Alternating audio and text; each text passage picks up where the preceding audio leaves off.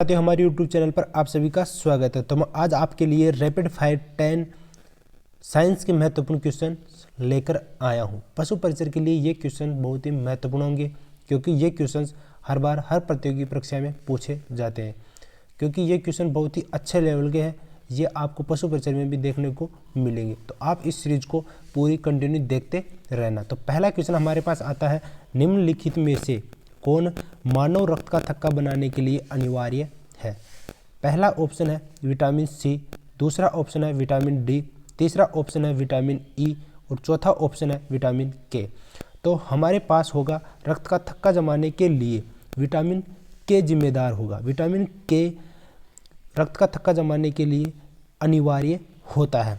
तो देखो, हम अलग अलग विटामिन के बारे में चर्चा करेंगे। मतलब विटामिन सी के बारे में, विटामिन सी स्कर्वी इसका रासायनिक नाम है। तो इसमें से हमें ये विटामिन सी हमें होता है, मतलब खट्टे पदार्थों से हमें प्राप्त होता है। और विटामिन डी ये हमें सूर्य के प्रकाश से प्राप्त होता है। और विटामिन ई जो एक एलर्जी कारकों से हमारी रक्षा करता है। तो ये हमारे पास इसका सही आंसर होगा, वो होगा विटामिन के, जो रक्त का थक्का जमाने के लिए अनिवार्य होता है। तो अगले क्वेश्चन की तरफ चलते हैं। अगला क्वेश्चन हमारे पास आता है, RH कारक की खोज किसने की थी? RH कारक की खोज यदि आपको पता है तो आप जल्दी इस कमेंट बॉक्स में लिख दीजिए। और एक पहला ऑप्शन हमारे पास आता है लैंड स्टीनर, दूसरा ऑप्शन आता है हक्सले, तीसरा ऑप्शन आता है वीनर और चौथा ऑप्शन आता है लैंड स्टीनर और वीनर। मेरे को पता है कि आप RH कारक की खोज आपको दिखते ही आप लैंड स्टीनर पर क्लिक कर दोगे क्योंकि ये ही हमारे पास है। लेकिन इसके साथ हमारे पास लैंड स्टीनर प्लस वीनर भी है। तो इसका सही आंसर होगा, वो होगा फोर्थ ऑप्शन। हमारे पास लैंड स्टीनर और वीनर दोनों RH कारक की खोज करे थे। और लैंड स्टीनर के जन्म पर 14 जून को रक्तदान दिवस भी मनाया जाता है। तो अगले क्वेश्चन की तरफ चलते हैं। अगला क्वेश्चन आता है हमारे पास, वो है RH कारक नाम का आधार। RH कारक का नाम का आधार किस आधार पर रखा गया, मतलब किसके नाम के आधार पर रखा गया?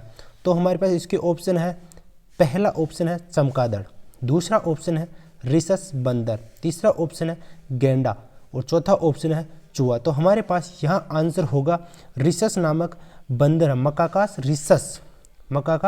रिसस नामक बंदर है, उसके आधार पर ये RH फैक्टर का नाम रखा गया है। तो अगले क्वेश्चन की तरफ चलते हैं। अगला क्वेश्चन हमारे पास आता है चौथा, जो निम्न में से किस जोड़े के बीच शादी असंगत होगी? मतलब इसमें यह पूछ रहा है कि शादी किन किन जोड़े के बीच में नहीं हो सकती है। तो एक ऑप्शन है RH प्लस पुरुष होगा और RH नेगेटिव स्त्री होगी। और दूसरा ऑप्शन में है RH नेगेटिव स्त्री और RH नेगेटिव पुरुष। और तीसरा ऑप्शन है RH नेगेटिव पुरुष और RH पॉजिटिव स्त्री। और चौथा ऑप्शन है RH प्लस पुरुष और RH नेगेटिव स्त्री। तो इसका सही आंसर होगा, वो होगा ऑप्शन नंबर 4। क्योंकि RH पॉजिटिव पुरुष तथा RH नेगेटिव स्त्री का विवाह करने पर उनका पहला बच्चे में गर्भ रक्ताणु कोरकता नामक एक रोग हो जाता है, जिसमें मतलब एनीमिया जैसे होता है, उसमें रक्त की कमी हो जाती है और मतलब बच्चे की पेट में ही मृत्यु हो जाती है। तो इसमें सही आंसर होगा, वो होगा डी ऑप्शन। तो अगले क्वेश्चन की तरफ चलते हैं। अगला क्वेश्चन हमारे पास आता है, निम्नलिखित में से कौन शरीर में प्रतिरोधक क्षमता विकसित करता है? मतलब कौन सा कारक प्रतिरोधक क्षमता के लिए जिम्मेदार होता है? जैसे अभी बहुत सारी बीमारियां चल रही है, जैसे कोरोना चला था। कोरोना में बहुत सारे लोग उसके चपेट में आ गए थे। जिनकी प्रतिरोधक क्षमता कमज़ोर होती है वो लोग सब कोरोना की चपेट में आ गए थे। लेकिन आपकी और मेरी और अन्य कई लोगों की प्रतिरोधक क्षमता बहुत मजबूत थी, इसलिए हम उससे बच पाए। तो प्रतिरोधक क्षमता अच्छी होने पर इंसान अच्छा रहेगा, उसका हेल्थ अच्छा ठीक रहेगा। तो इसका ऑप्शन देखते हैं हम। तो ए पहला ऑप्शन है एंटीजन और दूसरा ऑप्शन है एंटीबॉडी, तीसरा ऑप्शन है एंजाइम और चौथा ऑप्शन है हार्मोन्स। तो इसका सही आंसर होगा, वो होगा दूसरा ऑप्शन एंटीबॉडी। एंटीबॉडी हमारे प्रतिरोधकता क्षमता को उत्पन्न करता है। प्रतिरोधक क्षमता उत्पन्न करता है, हमारी रोगाणु से रक्षा करता है। तो अगले क्वेश्चन की तरफ चलते हैं। अगला क्वेश्चन हमारे पास आता है छठा क्वेश्चन हमारे पास आता है, यदि एक बालक का रक्त समूह AB है तथा पिता का रक्त समूह O है तो माता का रक्त समूह होगा इनमें से कोई नहीं, क्योंकि A भी नहीं हो सकता, B भी नहीं हो सकता और O भी नहीं हो सकता, क्योंकि पिता का रक्त समूह यहाँ पर O है, इसलिए इनमें से कोई भी रक्त समूह नहीं हो सकता है। तो इसका सही आंसर होगा चौथा ऑप्शन।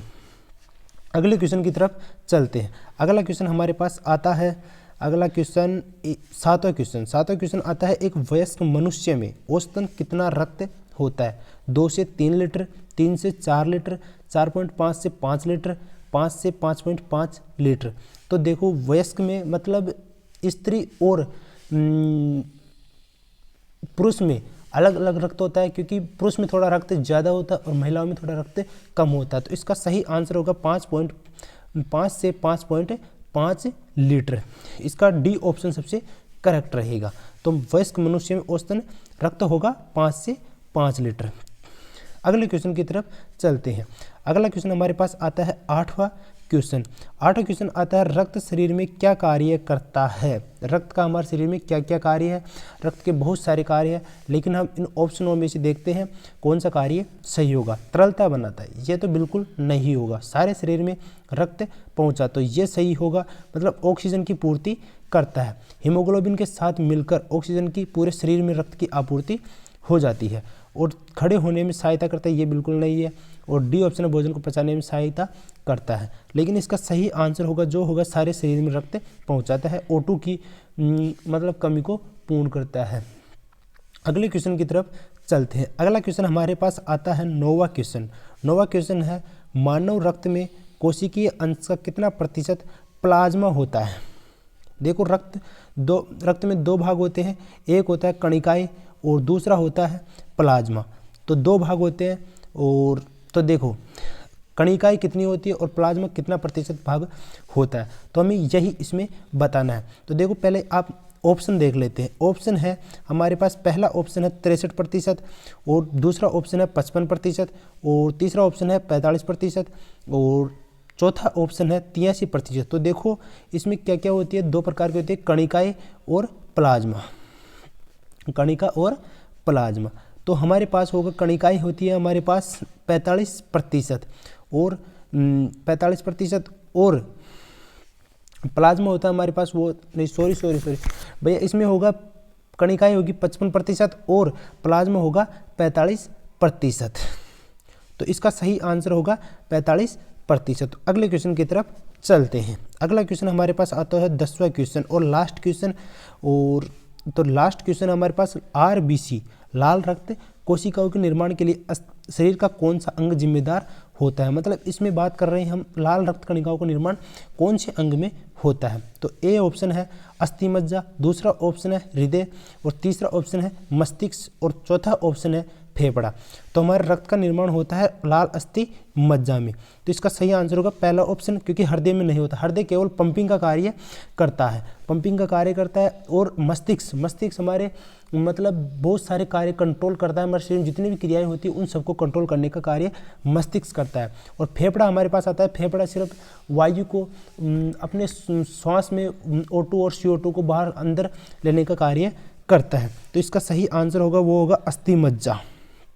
अस्थि मज्जे में लाल रक्त कणिकाओं का निर्माण होता है, जो अस्थियों के बीच में उपस्थित होता है। अस्थियों के बीच में लाल रक्त कोशिकाओं का निर्माण होता है। तो ये हमारे पास 10 क्वेश्चन कंप्लीट होते हैं। और ऐसी सीरीज को आगे भी देखने के लिए हमारे चैनल को सब्सक्राइब करें, और ऐसे और वीडियो देखने के लिए चैनल को सब्सक्राइब करें और लाइक करें, और ये सीरीज आगे हम चलाते रहेंगे। यदि आप इन पर 500 लाइक का टारगेट देते हैं, 500 लाइक यदि हो जाते हैं तो ये सीरीज को आगे बढ़ाएंगे। जय हिंद, जय भारत।